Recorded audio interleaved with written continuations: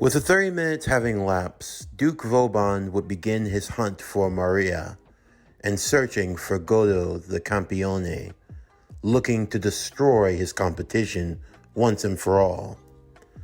However, Godou and the others had prepared themselves. Godou knew that he would have to face Vauban at full strength. However, Erica was going to hold off Liliana, believing that she was the one best suited to deal with her night to night. Hestia, in the meanwhile, would accompany both Godou and Maria. Although Godou felt this was dangerous.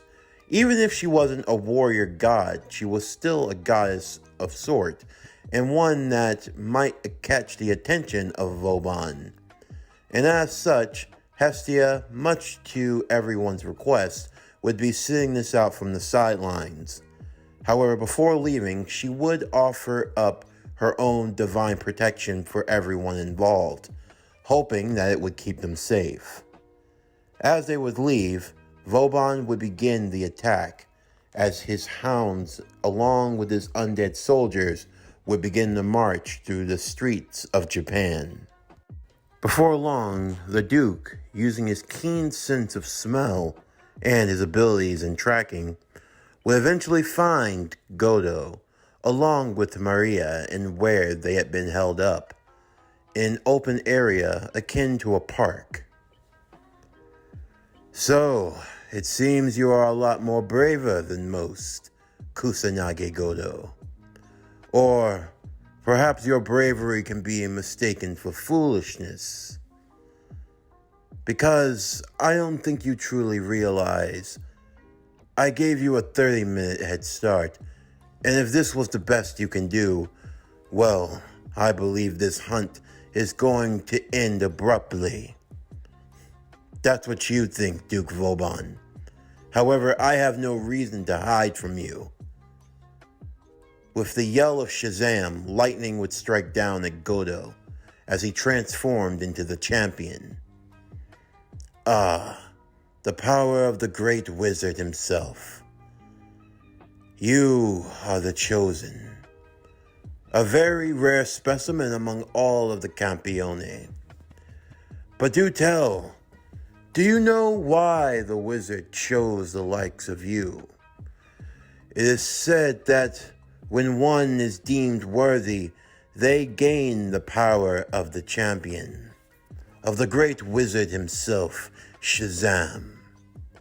That you would gain all of the attributes needed in order to overcome the many trials and tribulations of man, to reach the true height and pinnacle of one's own power, to become a great king.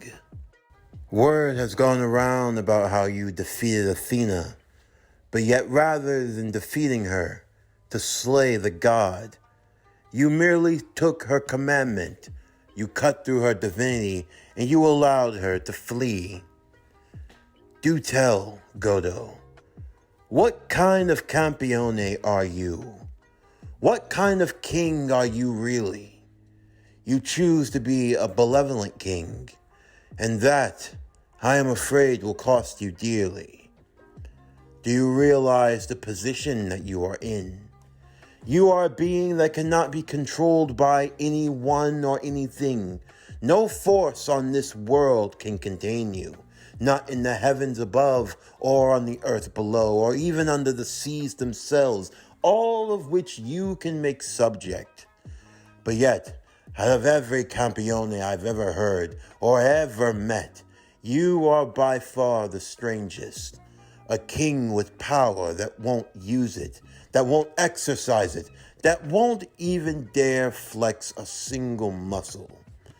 Why do you hold on to this self-righteousness, Godou? Do you think that it makes you better than me? Better than Salvatore? Better than any of us? No, you are not. You and I are one and the same. You crave as much as I crave. You are as selfish as I am selfish. But yet, you stand there and you gesture in your grand form of self-righteousness and pacifism. I do give you this one warning, Godou. If you go through life with that same mentality, it will not bode well for you, my friend.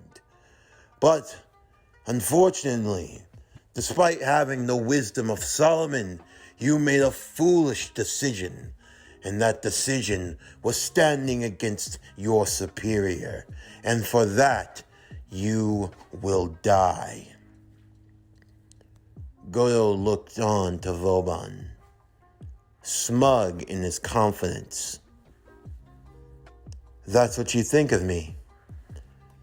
Well, it seems everyone has that opinion. And you're right. Maybe my pacifism does me no good. Maybe in the end it will be my own undoing. But still, I choose to believe that I am who I have always been. I will not change because of power, because that shows the weakness of man. And for me, you are a man that is riddled with weakness. I don't know what type of man you were, Vauban, before you became a Campione. But the one thing that seems to be persistent among every Campione I've ever met is that any time you gain power, it's never enough. You seek more and more of it. I can't tell you how to live your life. That is a decision each one must make. But if one's own decisions affects the lives of others, that is something I cannot tolerate. For better or for worse. Then I believe the time for talk is over, Godou. Now there is only the hunt. If you think you can strike me down, then go ahead and try. Godou would use the power of the flaming horse, launching his divine attack against Duke Vauban.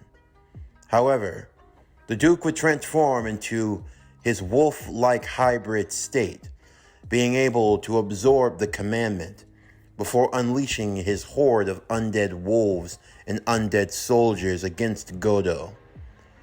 In the meantime, Erica and Liliana would continue their duel, Liliana being forced into the servitude of Vauban by her grandfather, and all due to the actions of Erica of all people.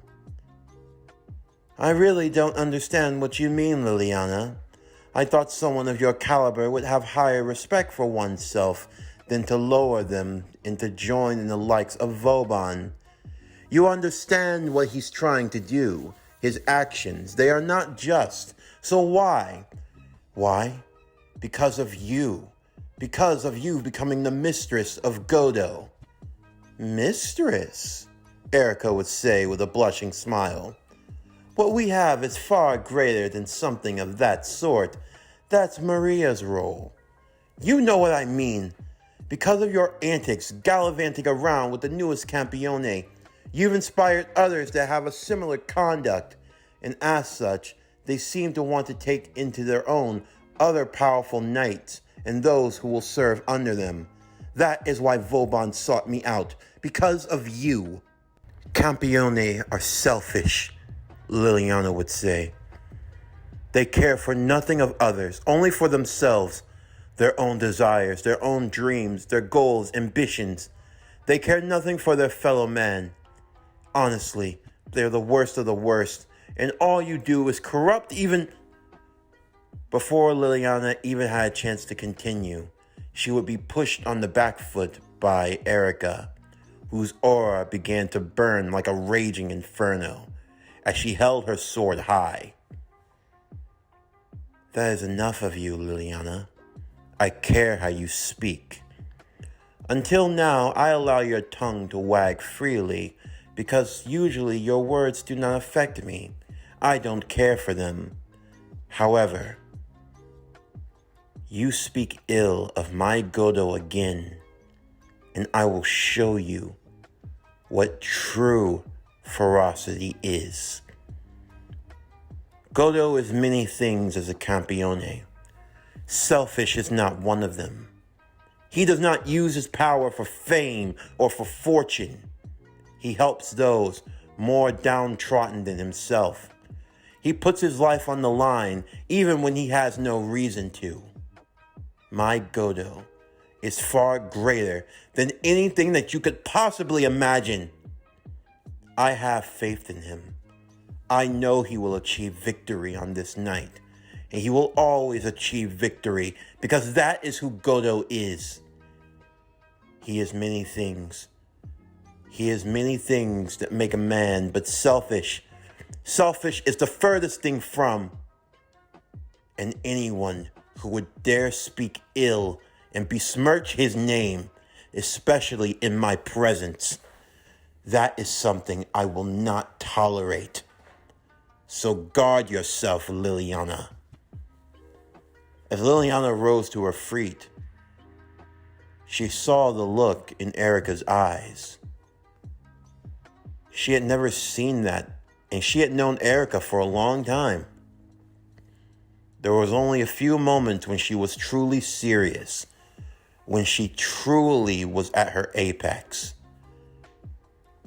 She could tell that this was no lie. This is what she felt deep in her heart. You feel that strongly for him. Your convictions, are they really that high for Kusanagi Godou? They are as high as my love for him, a love that is immeasurable, and you would be wise to remember it. In the meantime, Godou was continuing to fight the horde of the undead soldiers while battling against Vauban and protecting Maria. Maria watching on as Godou used all of his strength to combat Vauban and his many forces. You have done well to hold out this long, Godou. But still, you only delayed the inevitable. Even the mightiest will soon fall in vain. So why continue the struggle? Hand over my property, and I will forgive the offense. I will turn a blind eye to you. Like I'd ever do such a thing. This is more than just a mere fight. I don't plan on backing down from you, Vauban. I will achieve victory. I will do away with you, and you will be gone from this country. Stubborn till the end. I must say, Kusanagi Godou, you are the most entertaining Campione that I have ever come across in my lifetime. As more of the legions of soldiers would emerge, streaks of blue and red would move in front of Godou, striking down the undead soldiers. Liliana and Erica standing by Godou's sides, respectively. Vauban would see that his once prized knight had turned against him. Liliana, it seems you stand with the enemy. I must do what is right, Duke Vauban. I am now the knight of Kusanagi Godou, and I will stand by my master. Is that a fact? So, Godou, you steal even more from me, more of an offense. For this I cannot turn a blind eye. I wonder, what is it about you? Do you enjoy being a thief, taking what is not rightfully yours? Godou simply smirked.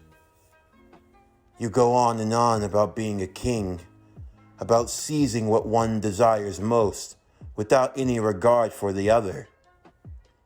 If that is the lifestyle you choose to live, then surely you must be fine with the outcomes of such choices, even if you yourself are a king.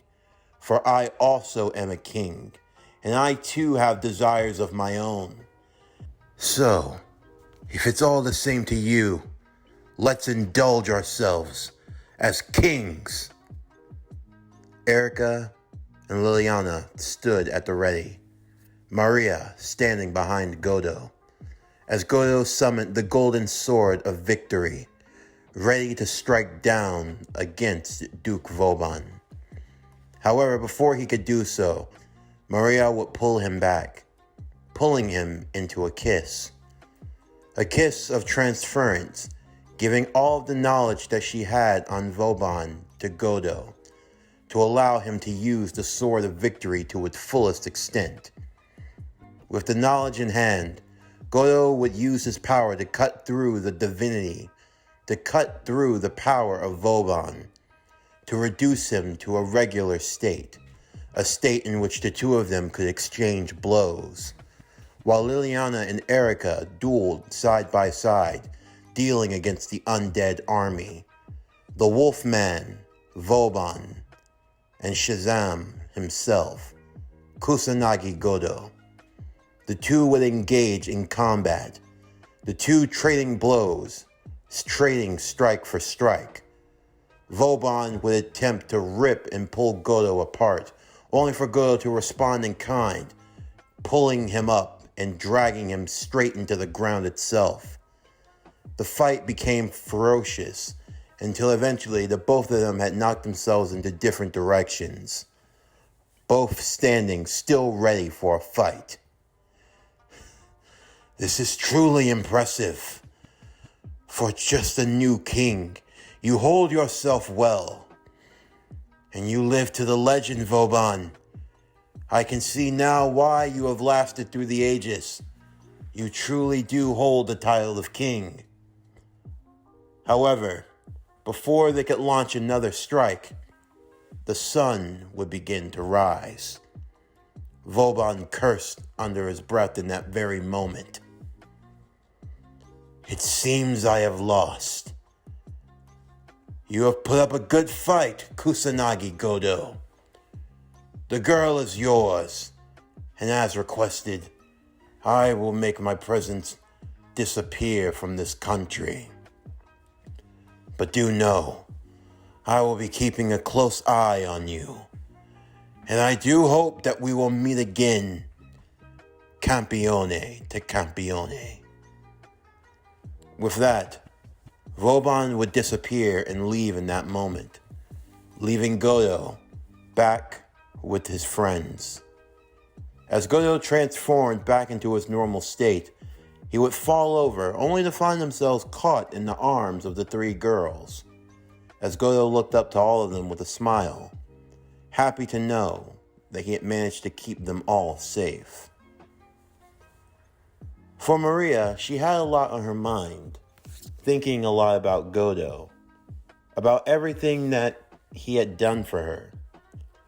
As Godou was walking to school, she would be waiting at the school front gate. "Maria," Godou would say, "are you feeling all right?" "Oh, I'm fine. It's just, can I talk to you on the roof during lunch?" "Okay." Godou would join Maria on the rooftops. Upon doing so, Maria would express her thanks for him and for everything he had done. The fact that he so bravely risked his life for her sake, to help her and to protect her. She was truly grateful for him. And so she decided. She decided that from now on, she was going to be following Godou 24/7 no matter what, to watch over him at all times.